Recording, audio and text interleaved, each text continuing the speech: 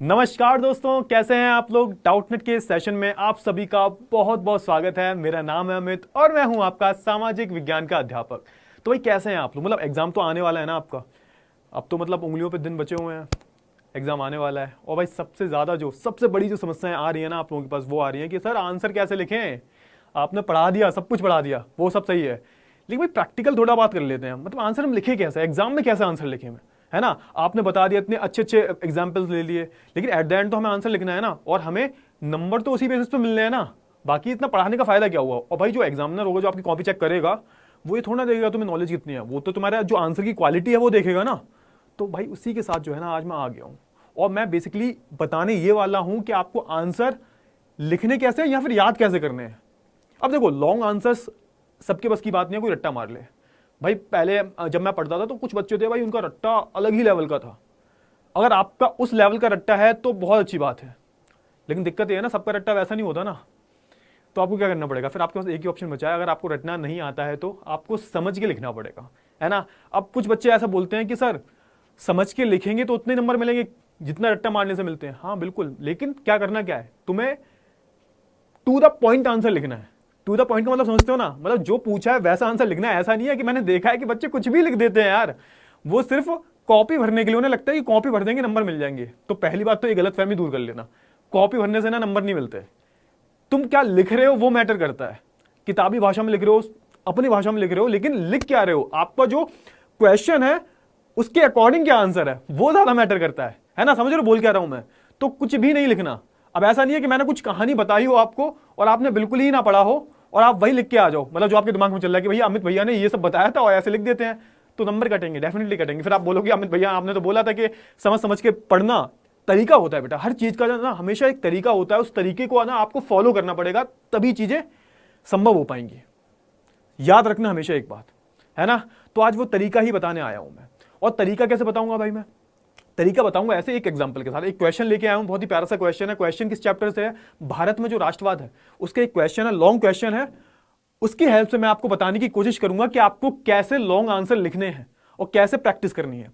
तो सबसे पहले उस क्वेश्चन पे आने से पहले सबसे पहले तो मैं एक बात बोलना चाहता हूं आपसे कि यार रटना छोड़ दो। अगर रट्टा नहीं मार पाते हो तो रट्टा मार लेते हो अच्छा है, रट्टा मार लेते हो तो अच्छा है। अब आप कहोगे सर आप तो रट्टा मारने को सपोर्ट कर रहे हो। बेटा सपोर्ट नहीं कर रहा मैं। देखो एट द एंड क्या मैटर करता है, प्रैक्टिकली अगर सोच के देखो, एट द एंड मैटर करते हैं आपके नंबर, मार्क्स, है ना। अब भाई जो रट्टा मार के पढ़ रहे हैं, इनकी रटंत विद्या अच्छी है, इनकी जिनकी रटंत विद्या अच्छी है वो लिख लेंगे, क्या दिक्कत है भाई। नंबर तो आने ना, एट द एंड नंबर से मतलब होना चाहिए आपको, है ना। हाँ अगर आप कहोगे सर मेरे को नॉलेज के लिए पढ़ना है, आगे भैया यूपीएससी क्लियर करना है, तो अलग बात है। फिर तो देखो आपका अंदर पैशन होना चाहिए कि भाई आप समझ के पढ़ रहे हो फिर रट्टा मार रहे हो। अब कुछ बच्चे ऐसे होते हैं जो समझ समझ के पढ़ते हैं, यानी कि वो रट्टा भी मारते हैं और वो समझते भी हैं। इन केस अगर रट्टा मारा वो भूल गए तो समझ के भी लिख देंगे।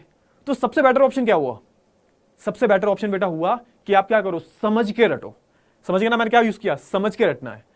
पूरी तरह से रट्टा भी नहीं मारना है और पूरी तरह से जो आपको समझना भी नहीं है। अगर पूरी तरह से आप समझोगे बेटा तो आप एग्जाम में लिख नहीं पाओगे, भले ही आपको कितनी भी नॉलेज भरी रहे, कितने भी नॉलेज दिमाग में हो, आप लिख नहीं पाओगे, है ना। उसके लिए आपको क्या करना पड़ेगा, उसके लिए आपको प्रैक्टिस करनी पड़ेगी, प्रैक्टिस। और अभी भी मैं गारंटी के साथ कह सकता हूं बेटा कि प्रैक्टिस कैसे करनी है, आपको लिख लिख के करनी है। हमेशा जब भी थ्योरी वाला सब्जेक्ट आता है ना बेटा, आप करते क्या हो, आप लोग करते क्या हो, आपकी मेन प्रॉब्लम होती है आप ना रट्टा मारने बैठ जाते हो, आप प्रैक्टिस नहीं करते। अगर रट भी रहे हो ना तो भी लिख लिख के रटो। मैंने क्या बोला, अगर रट भी रहे हो तो भी लिख के रटोगे ना, तो वो जल्दी आपके दिमाग में रहेगा, जल्दी ज्यादा देर तक जो है आपके दिमाग में रहेगा, है ना। तो भाई करना क्या है आपको, सबसे पहले तो दिमाग में से निकाल देना है कि सोशल साइंस टफ है।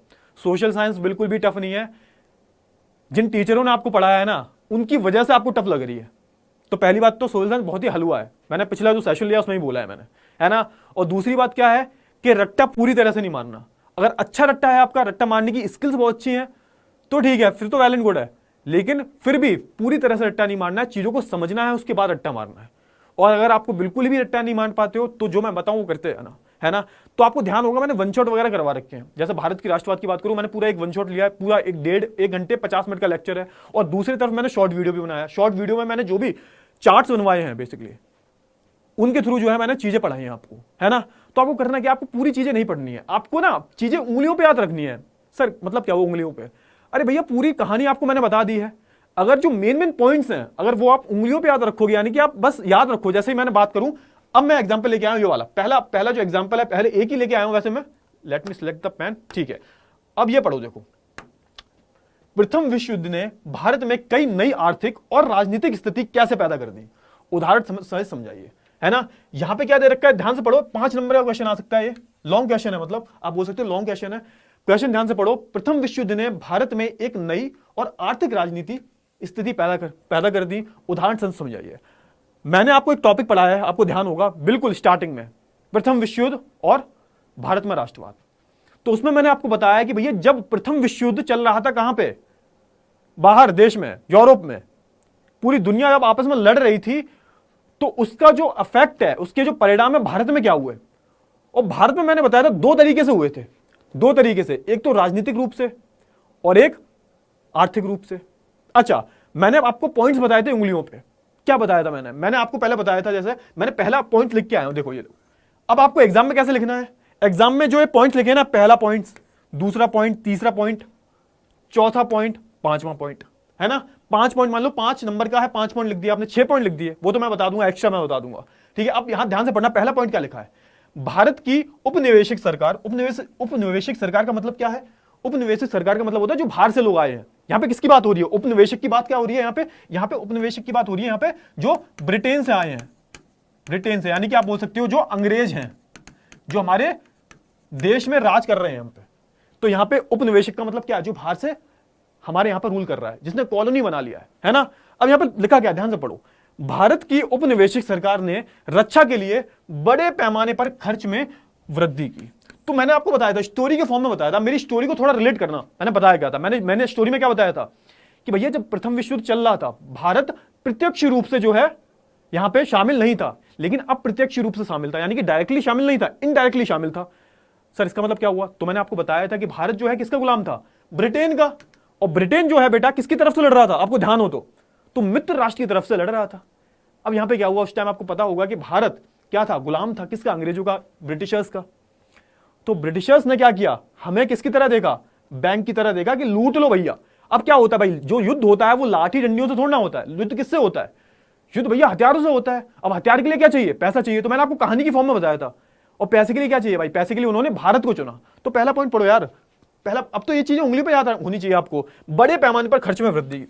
प्रथम विश्व के दौरान जो है ब्रिटेन जो था बेटा, इसमें बड़े पैमाने पे जो है खर्च में वृद्धि की, और ये खर्च जो किए कहां से किए, ये भारत देश से किए। तो आप पहला पॉइंट ये लिख सकते हो, भारत की जो उपनिवेशिक सरकार थी उसने रक्षा के लिए किसे चुना, भारत को चुना। ये जो रेड रेड में दिख रहा है ना, ये जो रेड में हाईलाइट करके लाया इसे पढ़ना है ना। अच्छा, अब दूसरा पॉइंट आपको क्या याद आएगा, तो मैंने आपको बताया था, ध्यान करो, अब इन्हें पैसा चाहिए ना, क्या चाहिए, पैसा चाहिए युद्ध लड़ने के लिए। अब ये क्या करेंगे, तो ये कर बढ़ा देंगे। तो मैंने आपको बताया था जो इनकम टैक्स है, जो इनकम टैक्स है, यानी कि आप बोल सकते हो जो व्यक्तिगत आय है, यहां पे व्यक्तिगत आय का इस्तेमाल किया गया है। आप यहां पे आय पर टैक्स भी इस्तेमाल कर सकते हो, यहां पे व्यक्तिगत आय की जगह आप आय पर जो कर लगा है वो भी शब्द भी इस्तेमाल कर सकते हो, जरूरी नहीं है यही करो, इसकी जगह कुछ भी कर लो। और मैंने एक व्यवसायिक लाभ, व्यवसायिक लाभ का यहां पे किसका मतलब है, व्यवसायिक लाभ मतलब ये जो कस्टम ड्यूटी है, जो सीमा शुल्क है, उसकी बात हो रही है यहां पे। तो यहां पे दोबारा से पढ़ो, उपनिवेशिक सरकार। अगर हाँ, अब अगर आप ऐसे ऐसे शब्द यूज करते हो ना, अब जैसे मैं नॉर्मली क्या बोल रहा हूं, मैं बोल रहा हूं नॉर्मली अंग्रेज अंग्रेज अंग्रेज। अब आपको एग्जाम में अंग्रेजी नहीं लिखना बेटा, ये यहां पे ये देखना है आपको कि सर बोल क्या रहे हैं। यहां पे आपको अंग्रेज की जगह क्या इस्तेमाल करना है, ये जो शब्द है ना उपनिवेशिक सरकार, ये सब जब इस्तेमाल करोगे ना बेटा तो इंप्रेशन अलग पड़ेगा, और इंप्रेशन ही मेन होता है। अब जैसे मैं कह रहा हूं अंग्रेजों ने राज किया हम पे, अब या एग्जाम में थोड़ा ना लिखना है ऐसे अंग्रेजों ने हम पे ये किया, अंग्रेजों ने हम पे ये किया ना। आपको अंग्रेजों में अंग्रेज ये शब्द इस्तेमाल नहीं करना, आपको क्या इस्तेमाल करना है, आपको उपनिवेशिक सरकार का इस्तेमाल करना है। हालांकि दोनों एक ही चीज है, लेकिन इंप्रेशन अच्छा पड़ता है, तरीका होता है लिखने का, है ना। चलिए फॉर्मली लिखने का तरीका, तो यहां पे जो उपनिवेशिक सरकार है, फिर से किसकी बात हो रही है, यहां पे अंग्रेजों की बात हो रही है, अंग्रेजों की बात हो रही है यहां पे, है ना, अंग्रेजों की बात हो रही है ना। तो यहां पे व्यवसायिक लाभ और व्यक्तिगत आय पर जो है करों की वृद्धि की। तो यहां पे आप क्या लिख सकते हो कि जो भाई यहां पे आप ऐसे भी लिख सकते हो उसे, जैसे मैंने नोट्स में लिखवाया, अपने जो चार्ट्स है ना उसमें लिखवाया कि जो उपनिवेशिक सरकार थी उसने सीमा शुल्क और जो व्यक्तिगत आय है, या फिर आप बोल सकते हो जो आय पर जो कर है वो बढ़ा दिया, ऐसे भी आप लिख सकते हो उसे, है ना। अब तीसरा पढ़ो, भारत के व्यापारिक समूहों ने विकास के अधिक अवसरों पर जोर देना शुरू कर दिया, क्योंकि युद्ध के दौरान जो है भारतीय उद्योगों का विस्तार हुआ। तो मैंने आपको बताया था, ध्यान करो, आप जब भैया बाहर युद्ध चल रहा था ना, तो भारत के जो व्यापारी थे इन्हें मजे आ गए थे, इन्हें मजे आ गए थे। क्यों आ गए थे मजे? क्योंकि बाहर के जो लोग थे वो किसमें बिजी थे? वो तो वॉर में बिजी थे, जो युद्ध चल रहा है उसमें बिजी थे, और हमारे जो व्यापारी लोग हैं इन्हें फायदा हो रहा था काफी। तो यहाँ पे पॉइंट लिख सकते हो आप कि युद्ध के दौरान जो है भारतीय उद्योग का विस्तार हुआ। याद रखना, ये युद्ध के दौरान क्या हुआ भाई? ये प्रथम विश्व युद्ध चल रहा था, तो इससे भारतीय उद्योग जो थे इनका विस्तार होने लगा। क्यों होने लगा? क्योंकि भैया डिमांड बहुत ज्यादा थी और सप्लाई हो नहीं पा रही थी, तो यहाँ पे जो भारतीय उद्योग थे ये उभर के आने लगे, है ना। तीसरा पॉइंट ये हो गया। और क्या हुआ? और क्या हुआ? ध्यान करो, ध्यान करो, जल्दी से ध्यान करो। मैंने आपको क्या बताया था? चौथा पॉइंट, ये उंगलियों पे याद होनी चाहिए आपको कि भैया जब प्रथम विश्व युद्ध चल रहा था भारत में जो कीमतें थी, आप ये भी लिख सकते हो कि भैया जब प्रथम विश्व युद्ध के दौरान क्या हुआ? जो कीमतें थी, चीजों की कीमतें जो थी वो कितनी होगी भाई? दुगनी हो गई। तो यहां पे आप ऐसे लिख सकते हो 2000 नहीं, तो 1913 से 1918 के बीच में, प्रथम विश्व युद्ध के दौरान 1913 से 1918 के बीच में जो है चीजों के दाम दोगुने हो गए इस पॉइंट की जगह, है ना। तो यहां पे आप देखोगे कीमतों में तेजी से वृद्धि। आप इस तरीके से भी लिख सकते हो, लिखने का तरीका होता है बेटा, है ना। जैसे मैं बोल रहा हूं ना, ऐसे नहीं लिखना आपको, ये तो इनफॉर्मल लैंग्वेज है ना। अब भाई मैं कहानी की तरह आपको पढ़ा रहा हूं, अब ऐसे लिखना थोड़ी ना आपको, तो नंबर नहीं मिलेंगे। फिर आप कहोगे सर आपने तो ऐसे बताया था, मैं ऐसे लिख के लाया, नंबर तो नहीं मिले। आपको फॉर्मली लिखना है, जो मैं चीजें बोल रहा हूं ना ऐसे थोड़ा सा फॉर्मली लिखना है ना। तो यहां पर देखो, युद्ध की आपूर्ति और सैन्य व्यय के बढ़ती मांग के कारण, अब मैंने बताया कि चीजों के दाम जो थे बढ़ गए। अब ये क्यों बढ़े? तो ऑब्वियसली बात है, कॉमन सेंस वाली बात है ना कि भैया देखो युद्ध में खर्चा बहुत ज्यादा हो रहा है, तो वो शब्द का इस्तेमाल पहले कर दो कि युद्ध की आपूर्ति के लिए। वो ये सब युद्ध की आपूर्ति, जो सैन्य खर्चे होते हैं उनके लिए जो क्या था, चीजें जो थी उनमें वृद्धि होने लगी, और 1913 से 1918 के बीच में जो है चीजों के दाम दोगुने हो गए, है ना। ये पॉइंट क्लियर है ना। और एक पॉइंट और है, मैं लिख के नहीं लाया यहां पे। अब यहां पे एक चीज और हुई भाई, जब भाई प्रथम विश्व युद्ध में हमारे भारत के व्यापारी जो हैं इनका विकास हुआ, तो क्या हुआ? इन्होंने दबा के मुनाफा भी कमा लिया, शानदार मुनाफा कमाया इन्होंने। ये शब्द का इस्तेमाल, ये जो आप पॉइंट है इसका इस्तेमाल कर सकते हो। और क्या हुआ देखो, छठवां पॉइंट क्या लिख सकते हो? छठवां पॉइंट, जबरन भर्तियां।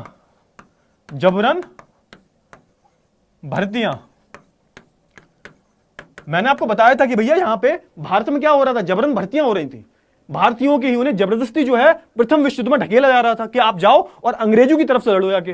तो ये पॉइंट भी आप कोट कर सकते हो। और क्या हुआ भाई? सातवां क्या लिख सकते हो आप?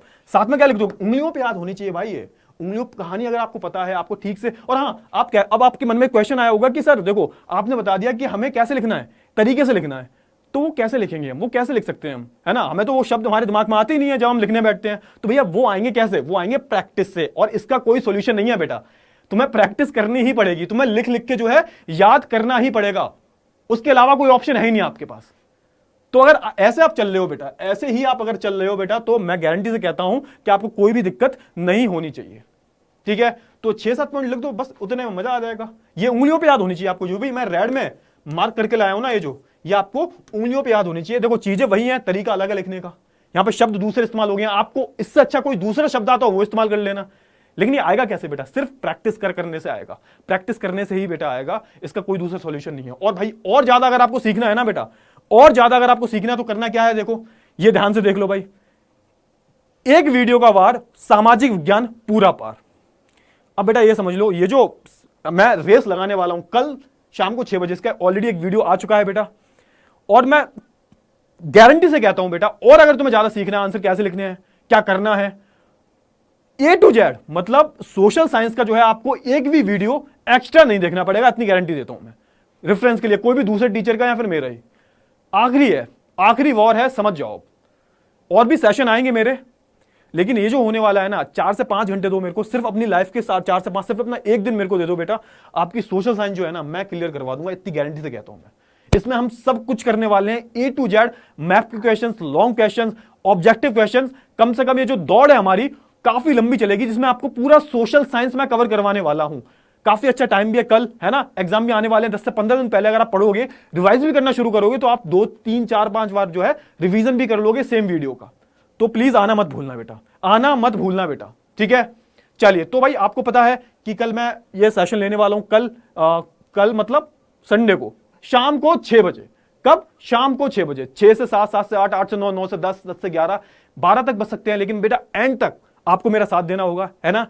और यहां पे जो है और अच्छे अच्छे क्वेश्चन जो है करने वालेंगे, और यहां पे जब प्रैक्टिस होगी ना आपकी, तो अलग ही मजा आएगा, है ना। चलिए, तो इसी के साथ जो है मैं ये सेशन को एंड करता हूं। आई होप ये जो थोड़ा सा तरीका जो मैंने बताया आपको, ये तो मैंने सिर्फ एक ट्रेलर दिया है, कल जो होने वाला है ना उसमें आपको सब कुछ क्लियर हो जाएगा। अगर आपने कुछ भी नहीं पढ़ा तो भी आपके अच्छे नंबर आएंगे, आपने पढ़ा है तो मैं गारंटी देता हूं 95 से मतलब कम कहीं गए नहीं, आपके 95 प्लस ही आएंगे। और टॉपर कहां से निकलेगा, मैं हमेशा बोलता हूं टॉपर हमेशा जिला टॉपर जो है, चाहे वो बिहार का हो, यूपी का हो, एमपी का हो, राजस्थान का हो, वो निकलेगा कहां से, वो डाउटनेट से ही निकलेगा, और कहीं से निकल ही नहीं सकता यार, सवाल ही पैदा नहीं होता। आप ही बताओ, अच्छा है ना। चलिए तो इस सेशन को हम यहीं एंड करते हैं, मिलेंगे अगली क्लास में। और भाई अगली क्लास में क्या, मैराथन में मिलेंगे। अब तो मैराथन बोलो, रेस बोलो, दौड़ बोलो, जो भी बोलना है बोलो, है ना। चलिए तो भाई एंड करते हैं सेशन को। आई होप आपको पूरा सेशन समझ में आया होगा। मिलेंगे अगले सेशन में, तब तक के लिए अपना ध्यान रखिए। Good bye, take care.